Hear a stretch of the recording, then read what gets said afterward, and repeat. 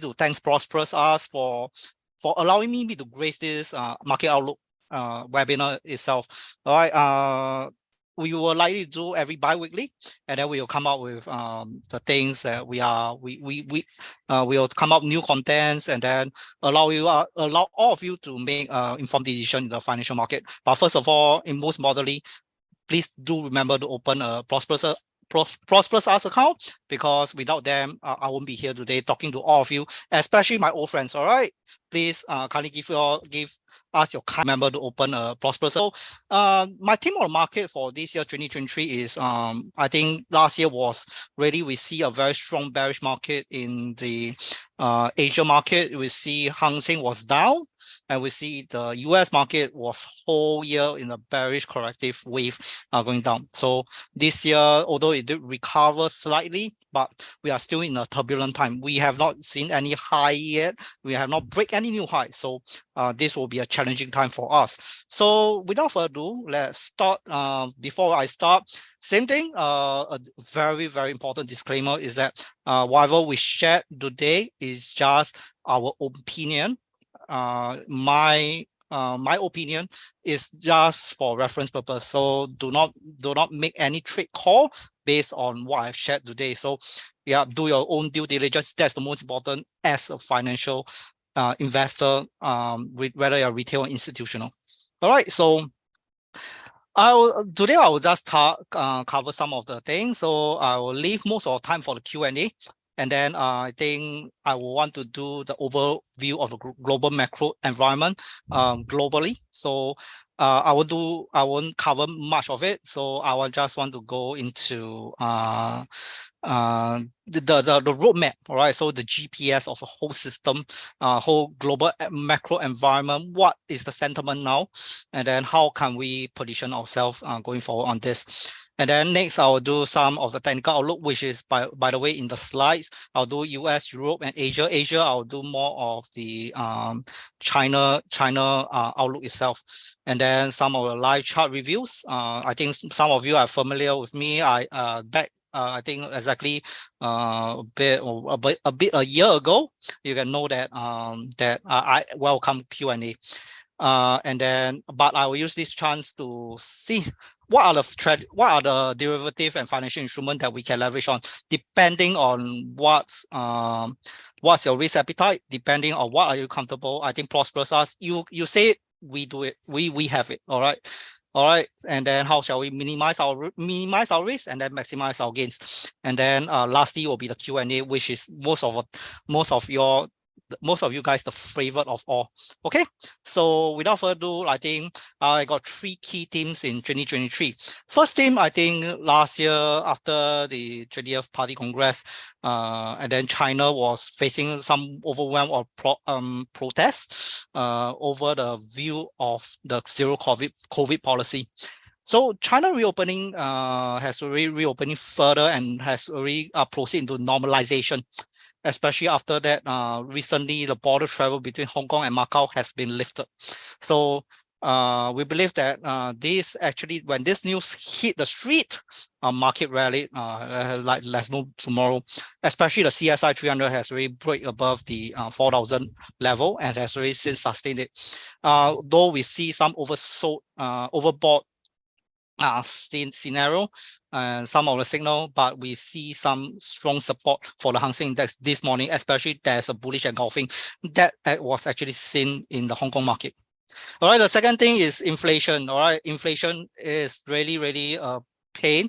It's already torn in our eyes, and then from inflation from last year, when back in 2021, when inflation soon peaked above like 4%, then the Federal Reserve Chairman Jerome Powell actually said, okay, don't worry, it's transient. I think it will come down very soon, but you know, inflation really caught wind, and then we just go all the way into the thing. All right, so and then we saw like the whole things really go haywire, inflation really peak and then go all the way to 9%.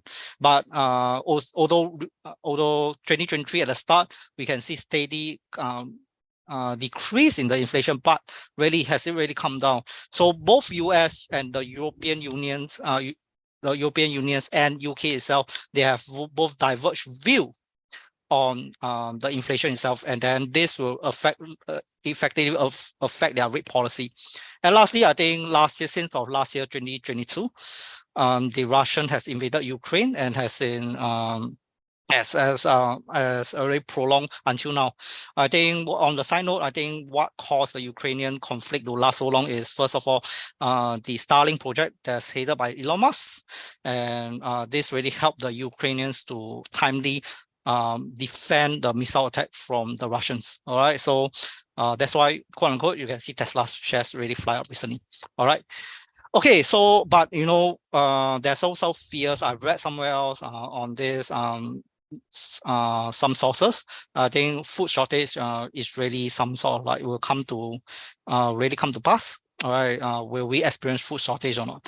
Especially, I think when back to point two, inflation. So inflation, this was I don't think the inflation that we have right now is what do you call that? The demand is demand driven. It's more of like a supply shock, right? When we have COVID lockdown in 2020, and then we have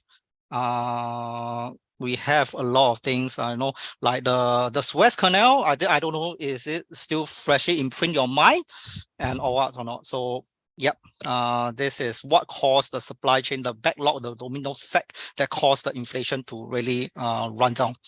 All right, so moving on, we can see that first geographic location we were doing China and Hong Kong.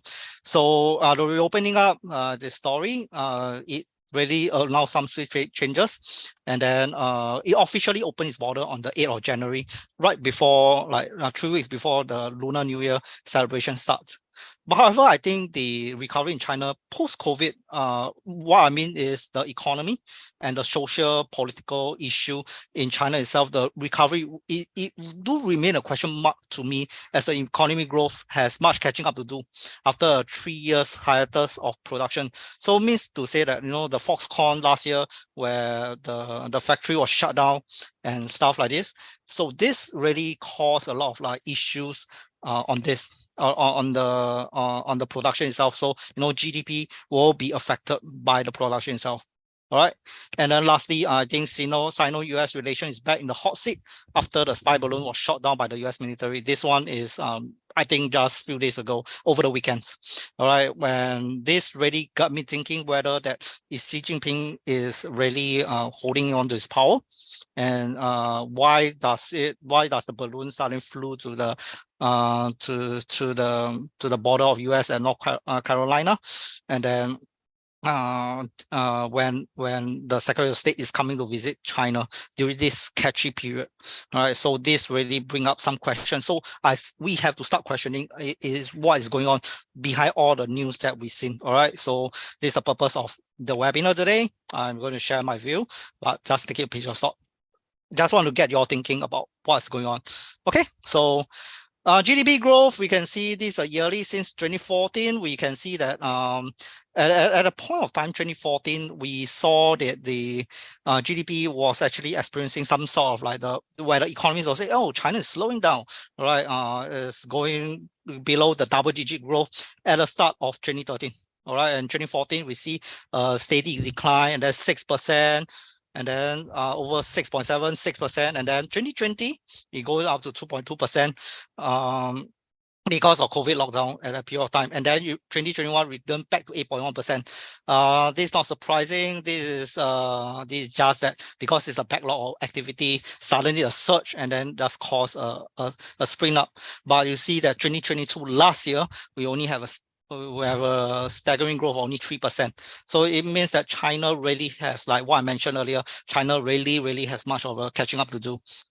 All right, so quarter on quarter, you see some declined as well, especially the start of this year. At last year is only at 2.9%. We're running up with 3%. So we like to see forecast the next quarter returning above around 3%, perhaps at 4%, but it's not likely to cross over 5%, despite PMI being above 34%. So PMI, this is a very magical number. 34%, anything that cross above 50% is considered healthy. All right. But for the PMI, if we can see a steady growth for PMI for China the next 3 successive months, then we are likely to see, okay, then China is back on track. But otherwise, I remain cautious on that. So there will be a very turbulent time for China itself as well. So M2 money flow. So what is M2 money? So it's basically the money that the central bank does, in layman term, the state money, the central bank money that's flowing out into the market via financial institutions such as banks, like Bank of China, ICBC. They will lending out the money and then lowering the interest rate. So interesting this is, if we could see the chart, this is really very opposite from what the US and the Europe and the UK and the United Kingdom is doing. All right, we can see that the US has been QT, quantitative tightening, but China is embarking on the quantitative or QE, quantitative easing. So there's really large flow of M2 money into the market. At the same time, we saw PBOC actually reduce their interest rate back down to the lowest at 3.65%. Since 2015 until now, we can see that staggering drop in the M2 money, especially after the COVID recovery. Inflation has not been above 2%, so highest right now I think we are seeing at 1.8%. So this is very, very scary. And then that's why I think that for the Chinese, I think the economy is there that we do not know what is going to happen going forward on this. All right, so it's like opposite from what the US are, which I will share in the chart later on. So moving on to very quickly on the Europe and the UK. So although the inflation has been dropping, especially Europe. All right. First thing, the reason why Europe the inflation is dipping because of the increase in subsidies in the energy. All right, so fossil fuel subsidies and stuff like this. So both in the Eurozone itself, but next month on March, the fuel subsidies will be expiring, and whether or not they will renew the subsidies is remain a big question mark. First, the bet on like the European Union has, and especially Germany, has been pushing for green tech, green energy. So this is one of the factors that will push them into a backdrop on this. All right. So but I think the second thing is, I think like what Christine Lagarde mentioned in the press, to her queries into the press and the media, she's not impressed with the drop, and then she thinks that inflation is very hard to tame this time around. So I'll choose to believe her more than Powell. My personal opinion, all right, I see her as high regards. I think she questioned I mean, back in 2008, when before Baston and Lehman Brothers go and collapse, she questioned, I forgot the name of the Paul something, the Secretary of Treasury, former Goldman Sachs CEO. All right, she questioned, why do you allow Lehman to fail? And actually, if you save that, you prevent a global financial meltdown. So I tend to believe her. All right, so for moving on to the UK, the Bank of England continued to hike interest rate by 50 basis points, signaling its really lack of confidence towards the economy. And then strike in France may hamper production. So the French always like to go into strikes, and always things will happen, be it a slight discomfort. All right, so this may hamper like a lot of like transportation supply chain is going to be affected in the European Union as well. Given the fact that France is one of top economy houses in European Union. All right, so looking at the chart itself, I think the picture speaks more the 1,000 words. So we can see that both ECB and BOE continue to elevate their interest rate going on, and then the BOE actually hiked to 3.5%, ECB to 2.5%. All right, and then we see that inflation has dipped with the European Union dip to 8.5%, below 9% on this. All right, so on this, I think we shall see going on further. I think that the ECB is continue to hike rate. So if you see that the rates is small compared to the US, but mind you that actually ECB has one time going to negative interest rate like Japan, like Bank of Japan does. Okay, so this significant increase, and then we likely continue to see more hawkish statement from the ECB and from Christine Lagarde herself. All right, so looking at the chart itself, this chart is not updated yet because I kind of like it is still ongoing, so I did not update it. But I think based on this, I think this given the fact that ECB is continuing high rate, but the technical is showing otherwise. We can see higher high and higher lows, breaking out of key reversal, key continuation signal, and then go back retest the Ichimoku line, the 9-period Ichimoku line. And then there's a break to the upside again. I think right now the key resistance is 463, and it's likely to be broken. All right, so once it's been broken, I think we are going to see 478.83. So what this tells you, good news, your stocks, if you are trading European share, which I think we have some holdings, you'll be in for a surprise. And then the European, your European stocks, some of the like BP, we don't trade in the US ADR, then I think you are in for a treat for this. I think you can get a short burst of bullish upside on this if you are trading. All right, using CFDs. I give you a hint ready, so later I'll go on some financial products. All right, so moving on to the UK, the FTSE 100. So the FTSE 100, back then it was just like when the financial market back in 2017, 18, and then COVID settled down, you will see the Dow actually break up a new high. But you see the FTSE actually ranges for a longer period of time. I think one period of 2 years, and then we saw that growth halted where US actually brings up all the everything to the upside again, but breaking into new high. But FTSE, the UK 100 doesn't. But recently we saw some break in the initial upside at 7,657, and right now it's testing at the resistance at 7,873 going forward on this. So we are likely to see more upside break. Perhaps I think we could look at 8,400 in the long run, but in the shorter run, once it break, I think around 8,000 level, I will begin to do short. So what kind of instrument you see? I think you can use futures. This is one of futures we have, and then you can use CFD to look into it to actually hedge your position and maximize your gain.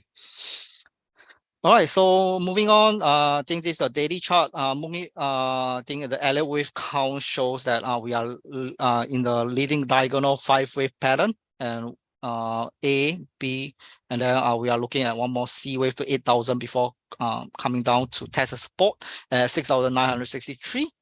6,963, yes, and then rebound back to the upside again going forward.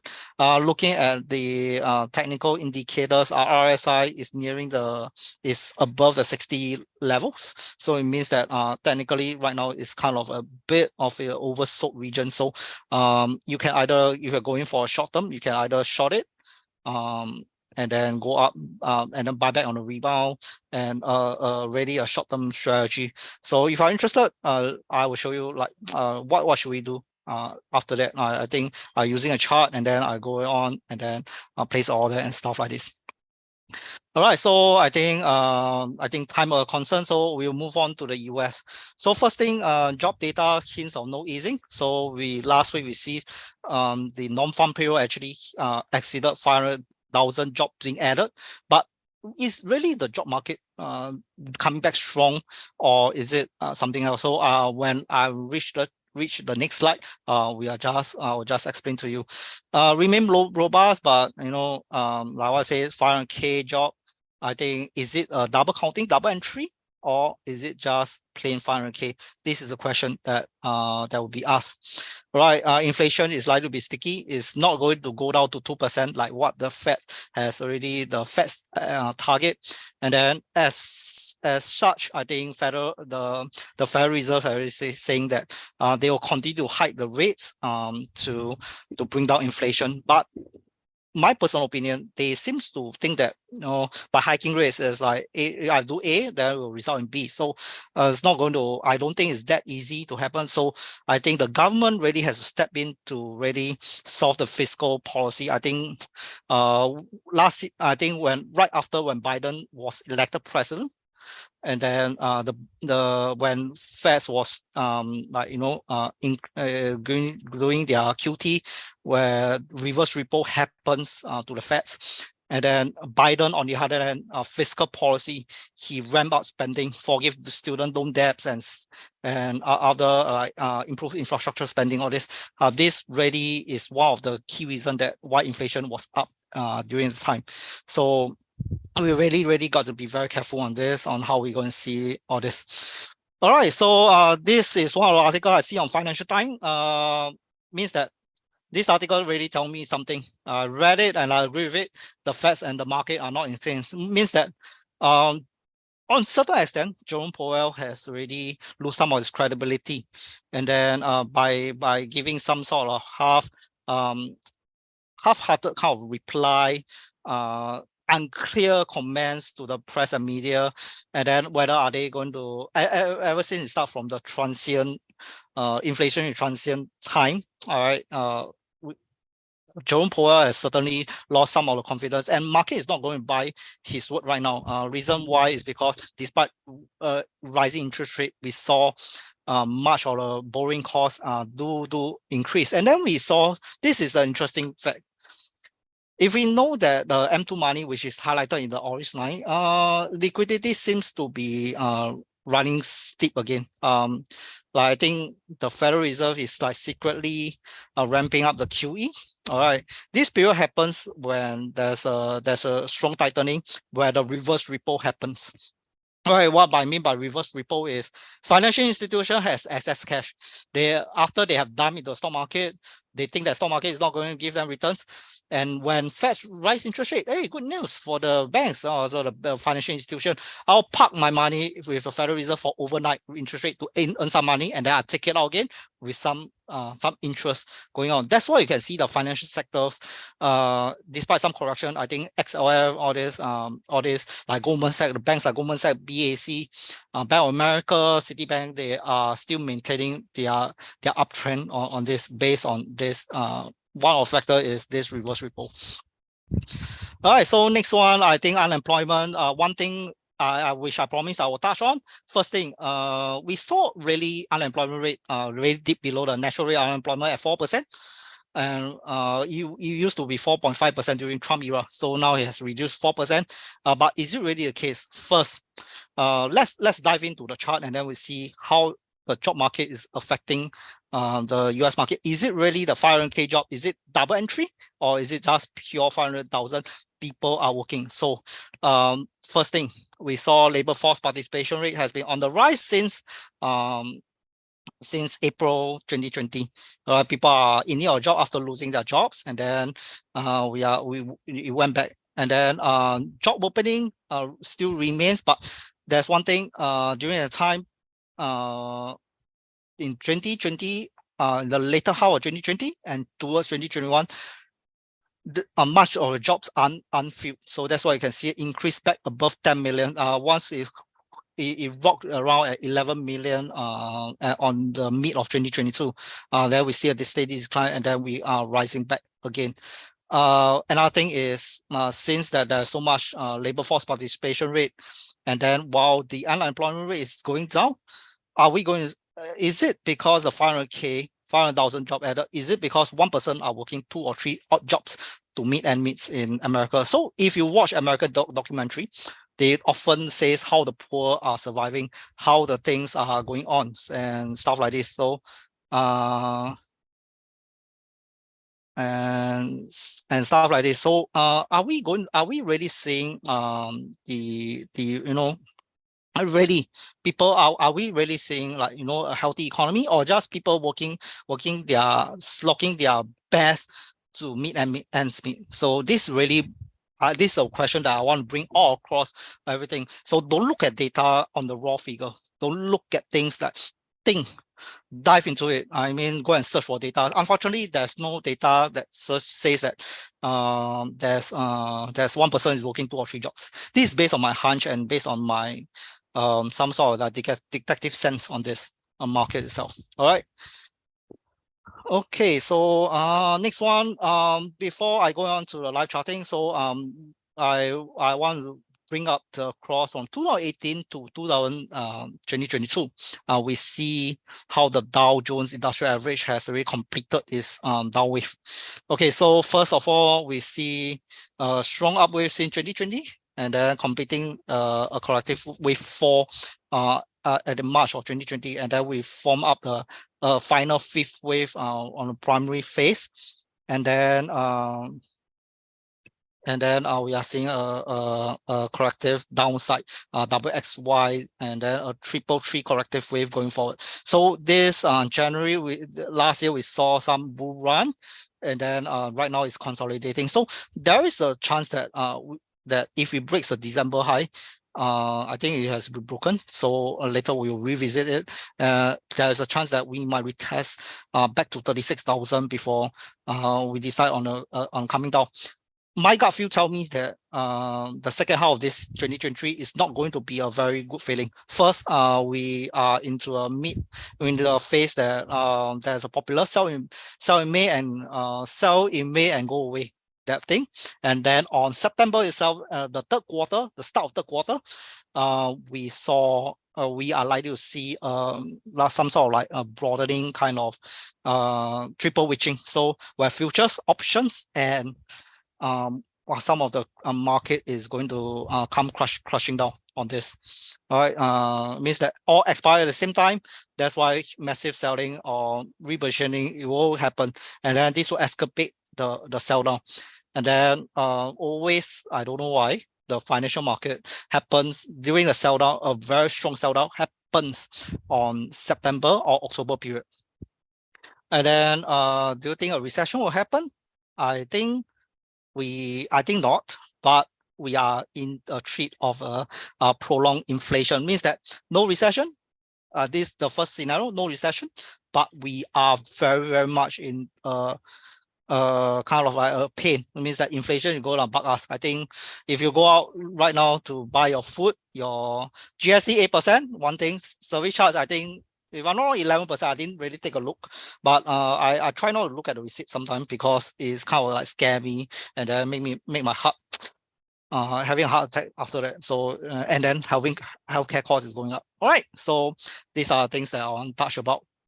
Okay, so let me see. The next one is so the cup and handle formation over here, wave 2, and then we are going to see a break. So short term wise, we are going to see a retest. If it breaks successfully the December high, all right, we are going to see a retest at 3,006, which I mentioned in the weekly chart before coming down on this. So this cup and handle is not going to be a very strong bullish reversal, but it's more like a false breakout, a bull trap going forward, and then coming down on this. All right, so right now, let me just give me some time while I do my stock pick on live charting. So yeah, so let me see. Okay, so let me share my screen again. Okay, so okay, wait. Okay, stop share again.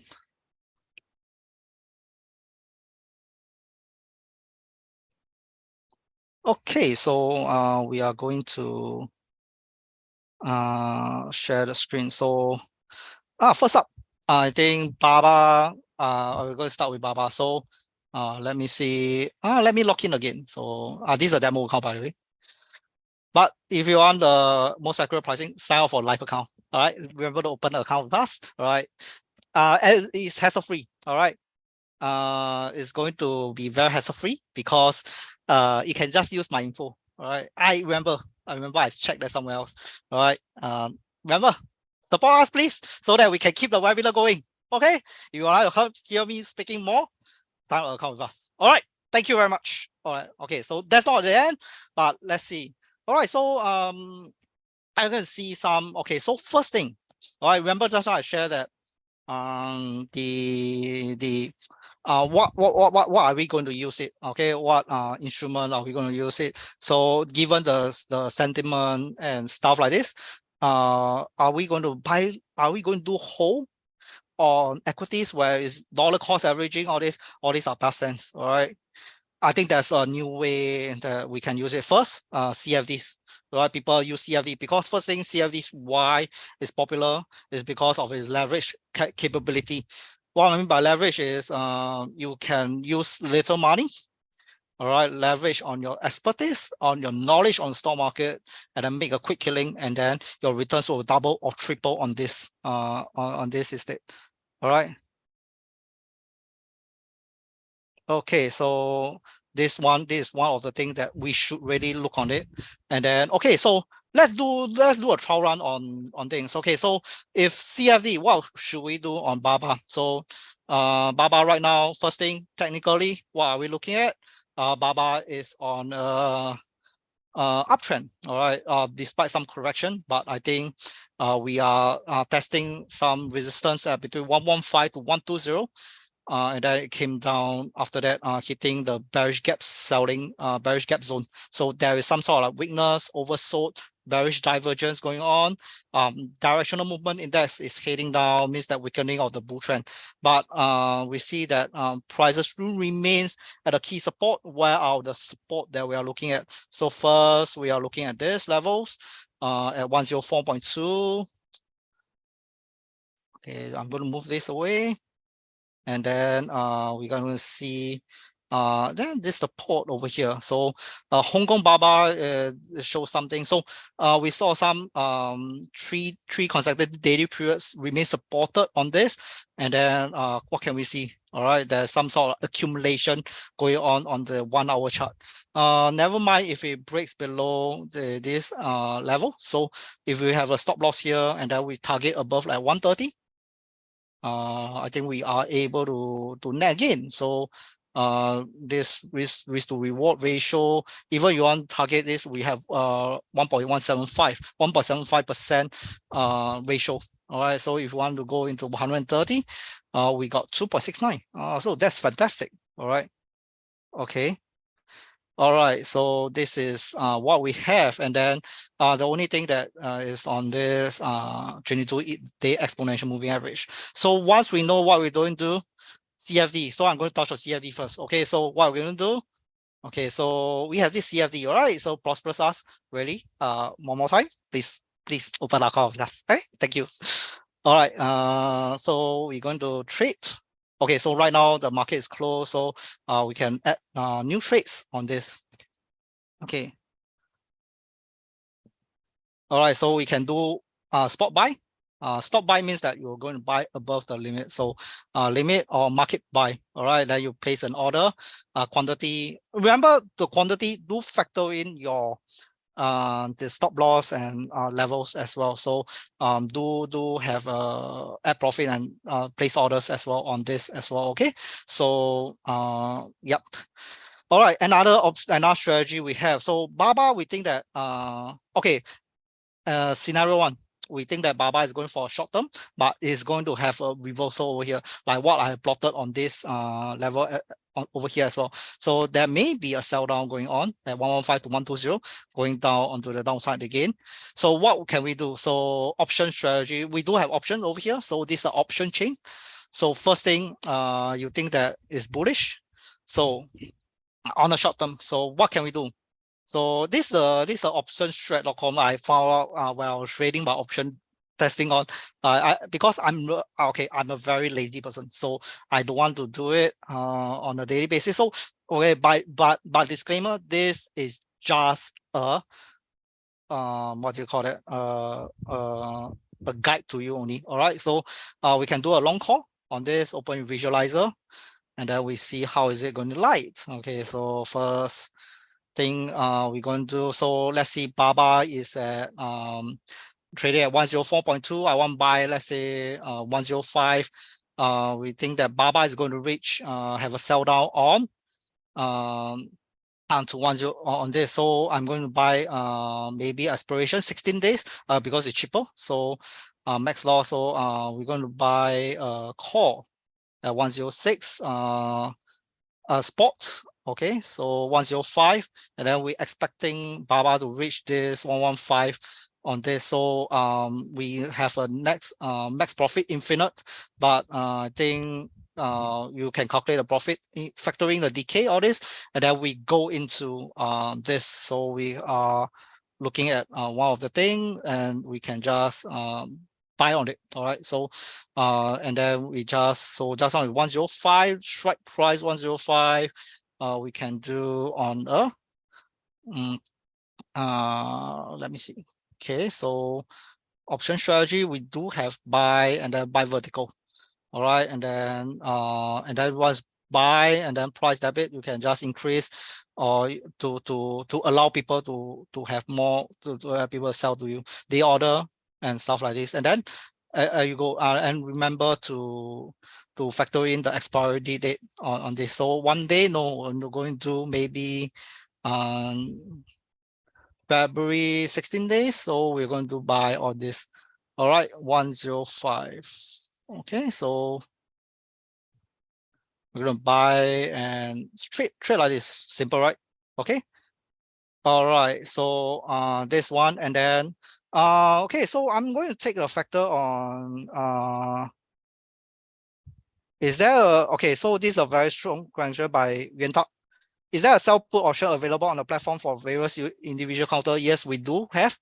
And then you just have to place option strategy. We have sell and then sell vertical. You can sell a call or something like this.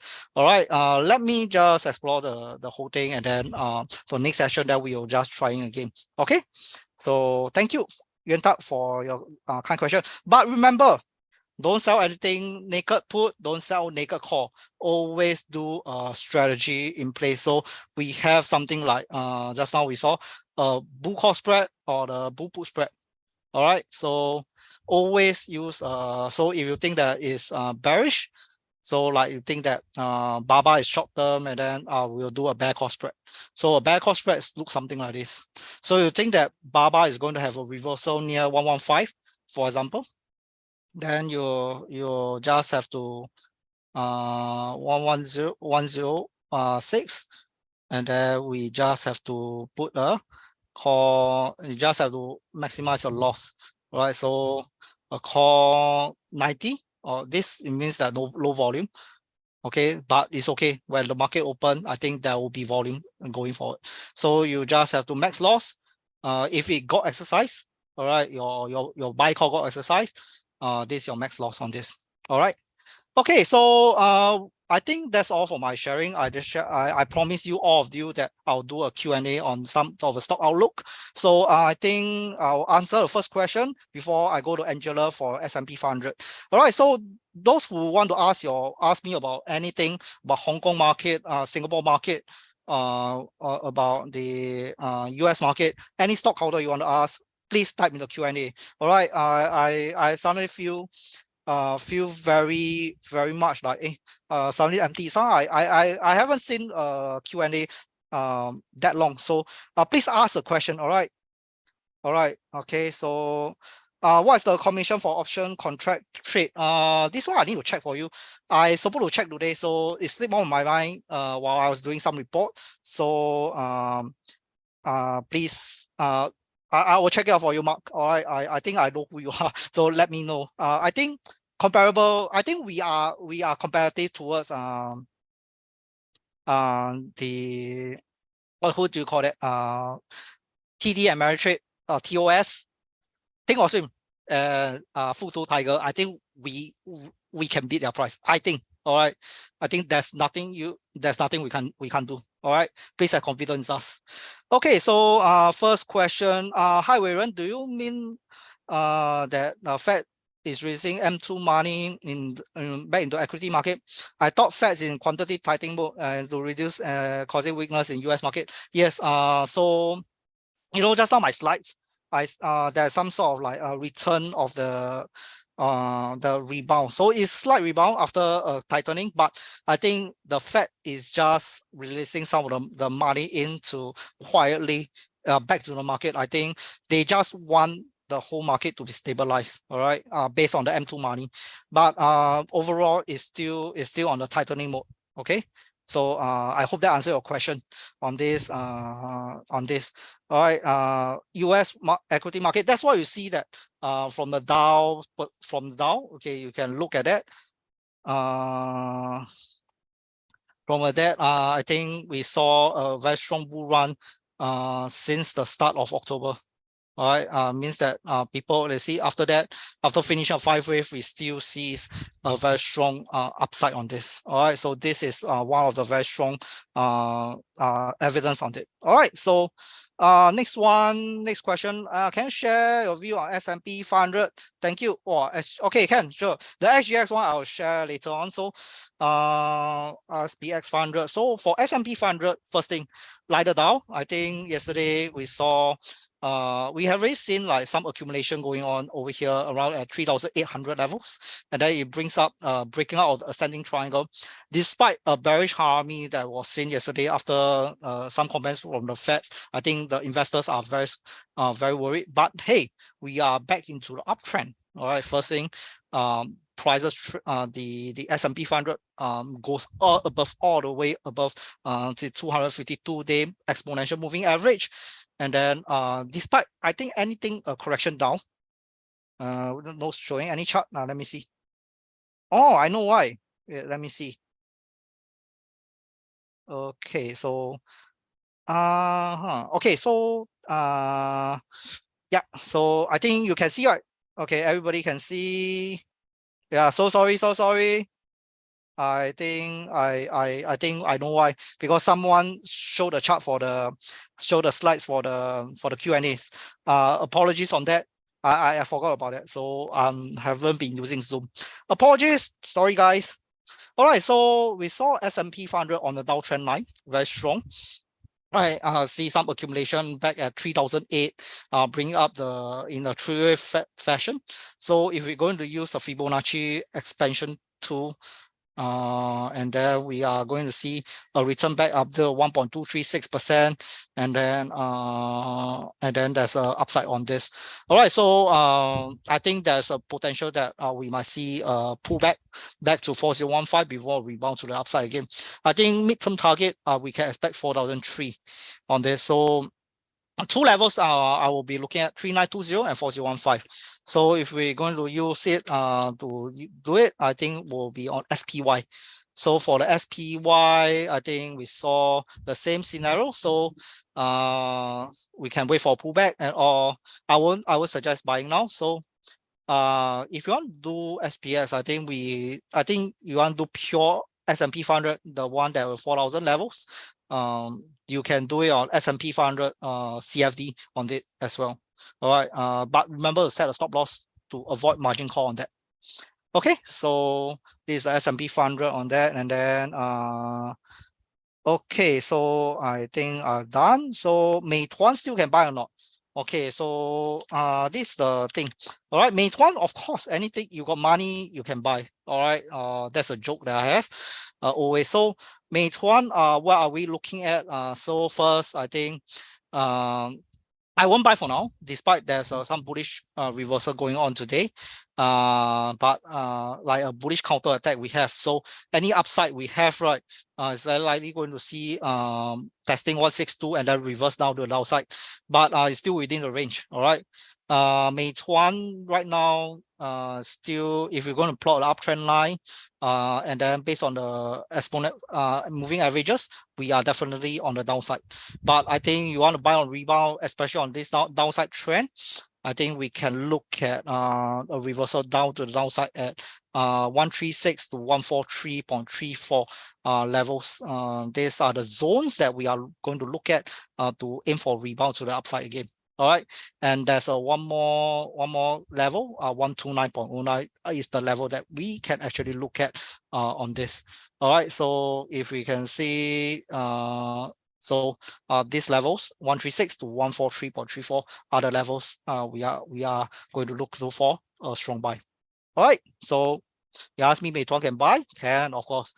Depends on what kind of risk you want. Or you can do a CFD trade on this as well. All right, or just buy for a long term. If you are buying for a long term, I'll suggest buying the equities itself. Okay. All right, I hope we answer your question. I don't know who is it, but thank you for the optimistic view on that. Okay, Angela was asking SGX, SIA, KDC, MLT, MIT. Wow. Okay, all the powerhouse in the Singapore market. So let's see.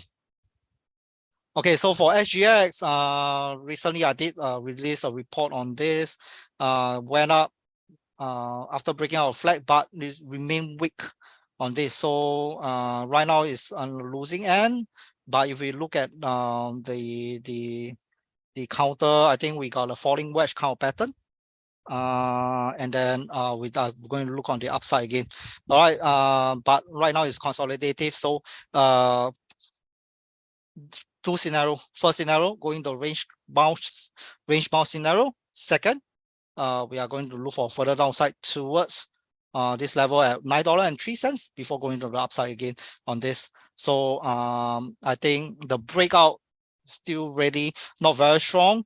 Momentum wise, you can see the volume has been dipping, and that's the reason why I think we are likely to see one more downside before embarking on the rally. But for SGX, I think always there's this trend that went up on the sideways, then break down again, and then this one and then goes up again. So this might be a prolonged kind of trend going on forward for this. All right, so it'll be kind of like tricky. Okay, for SIA, it's going to be a tricky one. So $6 has been the psychological target that I've been eyeing on, and in fact has already broken out of the ascending triangle. So right now, I would say that I won't buy at current level. First, oversold crosses has been confirmed. Volume has been dipping after that, after reaching $6. All right, so the next chance we have is, I think we are going to look at the next support level at $5.65 to $5.73, this region. So I would definitely wait for a rebound, though the stock is still showing us a clear uptrend, but I think we are right now in the oversold region. The only thing that there's a slim chance of a rebound is because this is a bullish flag, but judging from all the candlestick signal, I think unless it shows a clear rebound at $5.83, so be it first a bullish hammer, engulfing pattern, harami pattern, these three. Otherwise, on $5.83, or else I won't consider entering into the market itself. All right. So for SIA, I think momentarily, I think we are oversold. What's more, I think we saw a divergence over here on the RSI. All right. On this. All right. So next one will be on KDC as well. Capital DC rate will be like some sort of like we saw some, I'm sorry, I don't know why it was here. So $2.08 and $2.10 seems to be rejected. Even though there's a bullish rebound today after performing a crossover on the 2nd of Feb. I think we are slightly seeing some sort of like a correction to the upside again. But I think best case scenario, breakout $2.10. And then we'll see a huge strong reversal at $2.16 to $2.18. Reason why is because if we're going to consider this as the third wave, kind of Elliott wave, I think 1.618% is likely to be the target. But right now we see some weakness at 1.236, means that this move is not going to be very strong. We continue on bull rally. We have to see, but given like the fact that I think other REITs like CapitaLand integration integrated commercial trust, we saw some downside going on for on this. All right, so it's very tricky right now on this. Okay, so and MLT, Maple Tree Logistics Trust, is ME8U. Oh, this industrial trust. Okay, I do industrial trust first. So piercing line didn't really succeed on, and then came down. I think broke below, almost breaking below $2.33. So the next support we are looking at will be $2.28 and $2.25. If that's the case, I think this confluence with the lower bound support of the rising channel as well. Okay, so we're going to plot it. I don't know why my chart looks very funny today. Okay, so this on this and Maple Tree logistics and for you.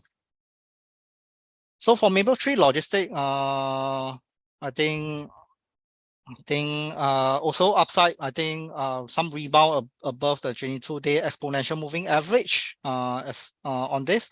But one thing is we saw divergence and multiple oversold. So any upside rebound is not going to be very strong. First keynote I think we need to see is $1.77. But if it breaks, I think we are likely to see able to see the next level at $1.82 and $1.80 on this as well for Maple Tree Logistic Trust. All right, so I think I've answered all four. So Nasdaq. All right, so Nasdaq, good question. So and the X100. Yes. Okay, Nasdaq 100. So for Nasdaq 100, we see some same thing. I think we saw a bullish break above and then some bearish harmony as well. So one thing, let me go to the futures instead. All right. So the futures, we saw some rebound this morning. So if we're gonna ask me, this is really a classic pennant pattern. All right, so if I want to go down on 4-hour chart, this is the pennant pattern. So I'm waiting for it to break 12804 to break on the upside and then see how is it going to be like going forward. I think if we break out successfully and everything runs well, staying above the support at 12,327, then we are able to see the next level to be reached as 13,509 before coming down on the sell down itself on this on this as well. Okay, all right. Okay, so I hope I answer. So SK is asking Tesla, Microsoft, Amazon. Good question. I love Tesla. Right, Tesla. I remember just now the Starlink project I mentioned is closely linked because it's part of from Elon Musk. So looking at the Ichimoku signal, we are definitely on a very strong bullish trend, especially after the cloud, the Kumo twist, the cloud twist over here. These are going forward. So the levels that I'm watching at, first thing, because it has already broken the key levels at 191 as trending above 120. So one more successive level, we are likely to see a target of 220 to 233. But definitely, I think if we look at a weekly chart, let me close everything.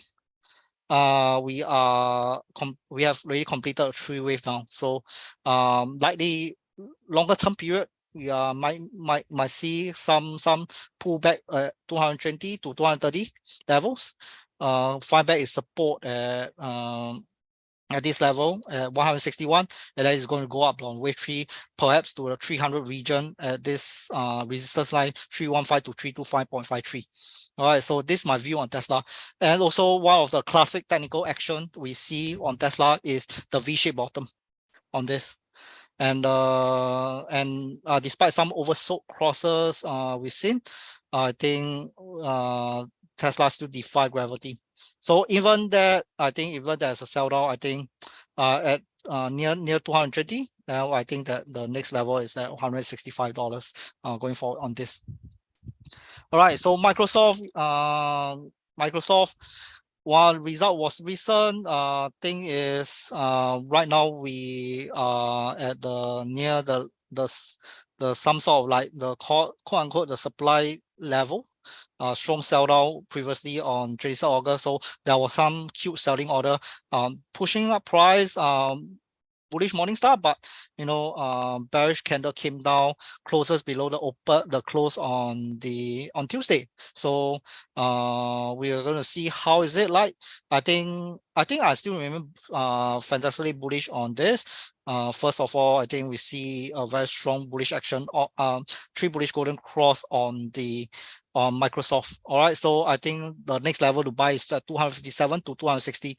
Check out for any reversal signal on this as well. Okay, so next one on base will be on Amazon.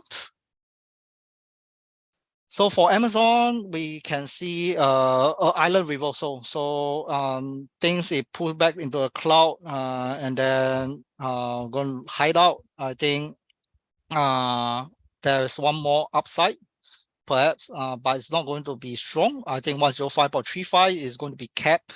First thing first, I think the island reversal signal very strong sell momentum, bearish crossover of the stochastic overbought, sorry. And then it's at the key level of this gap zone between 104.66 to 111.10. So any downside, I think we'll see retest of the support near $187.28 to $90 going forward on this. All right, so this is the one that I'll be very, very cautious about. So, yep, okay, go. All right.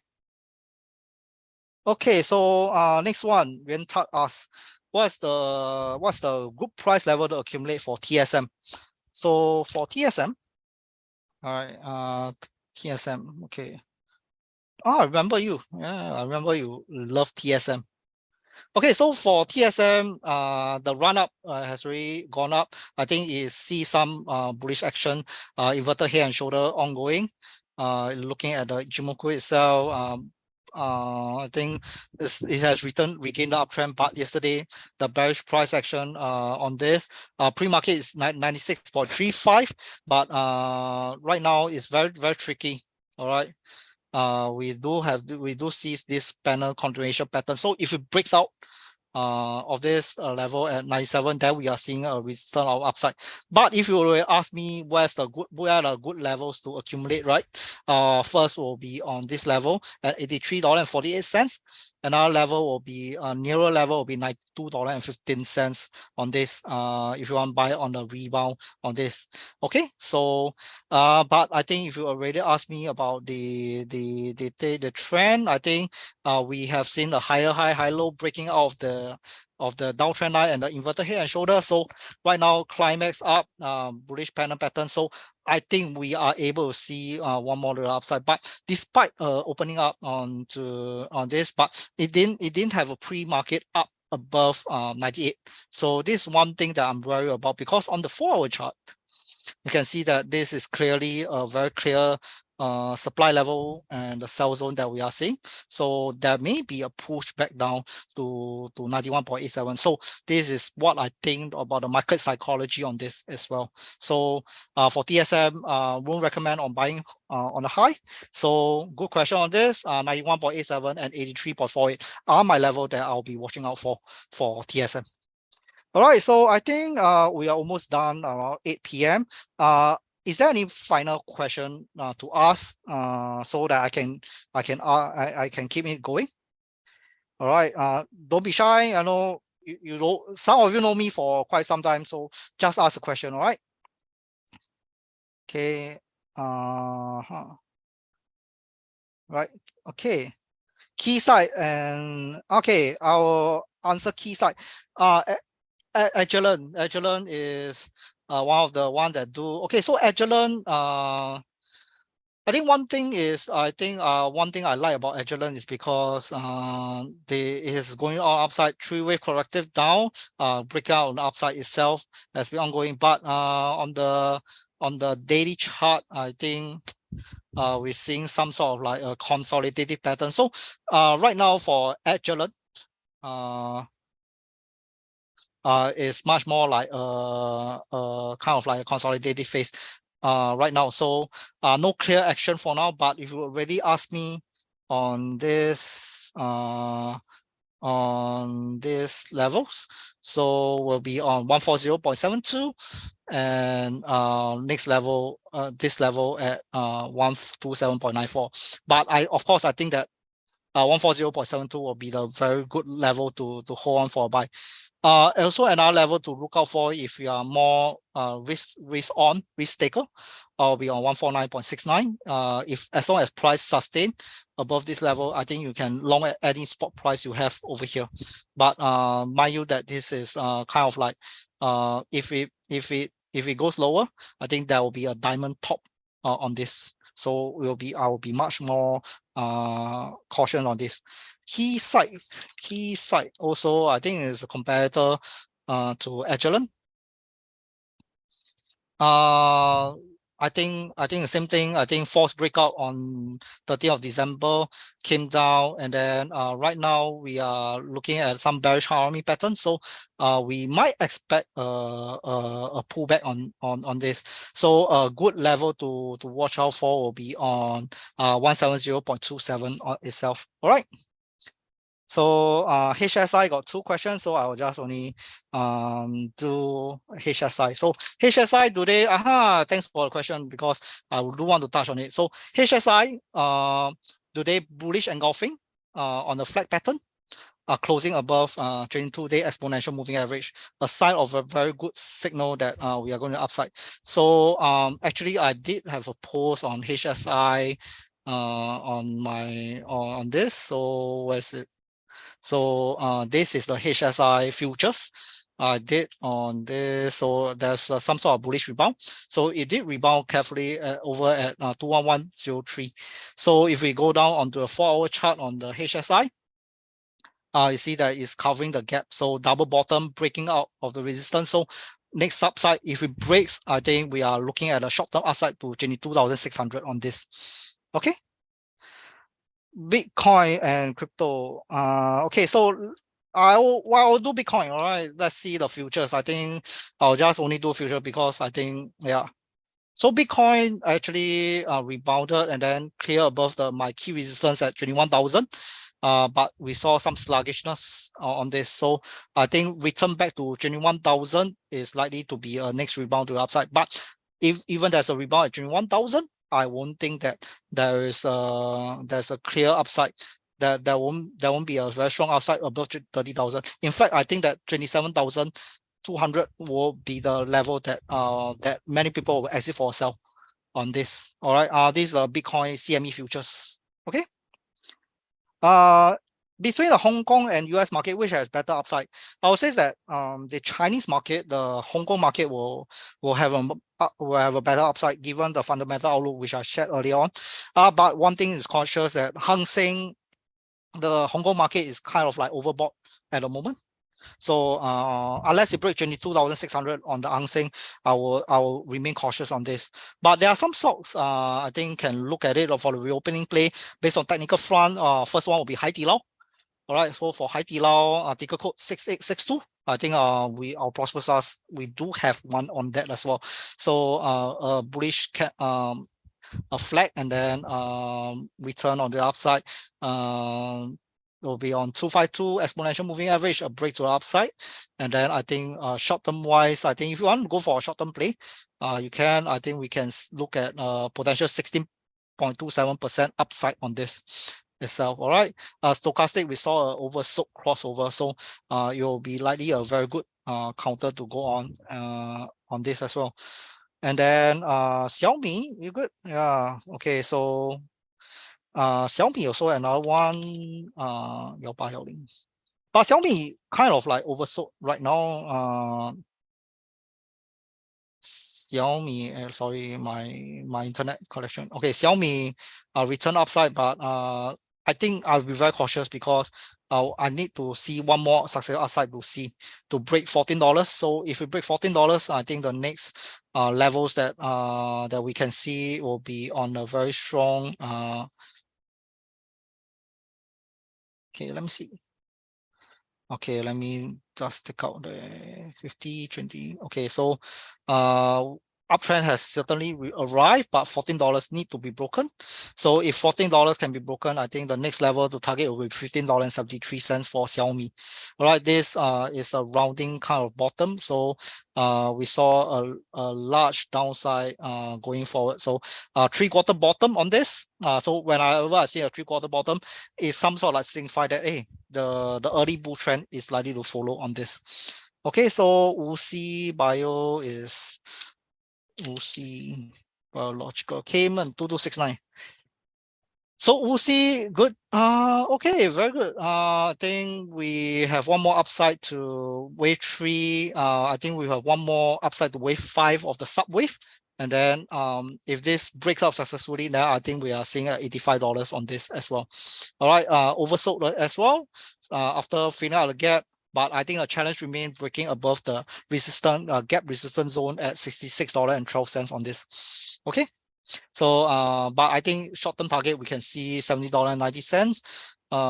This one will be on 9.85% gain on this. All right, so I think last question will be Parkway Life. Okay, Parkway Life C2PU. Okay, so Parkway Life, we saw accumulation and then a hangman right below the 252-day exponential moving average. I think right now, I think we are going up for exhausted buy. I think crossover has been performed. So I think we'll have a mean reversion down to $3.87 before heading up higher. But ultimately, I think my target remains at $4.36. All right, so I think that's all for this. I think I don't know if this session will be recorded, so I think I will ask around for you guys. So if you want to catch a glimpse of what I talk this time around, then please feel free to watch the play session. But I can't confirm now, but I will just let you know. All right, so I think the next session I think will be on 2 weeks later, so it's not confirmed yet because this is the first time after so long, after my stint in Philip, then I came back again. So once again, shout out to ProsperUS for a very kind webinar. And then any questions, feel free to contact me again. All right, and I'll see you again. All right, I hand over the time to Crystal. Sorry for the overrun. Thank you very much, Crystal. Thanks, Weiren. Thanks, Weiren, for the insightful session. So I hope everyone has benefited from Weiren's sharing. So thank you for joining us tonight. We have a short survey that if you can help us by filling it up by scanning the QR code, or you can actually click on the link that's shared in the chat. Yeah, thank you everyone and good night. Thanks, Weiren. All right. Thank you, Crystal, and thank you once again, ProsperUS, and thank you for all the old friends who have supported me all the way until now. All right, thank you very much, and I see you for a future session. Thank you. Have a good evening. Thank you very much.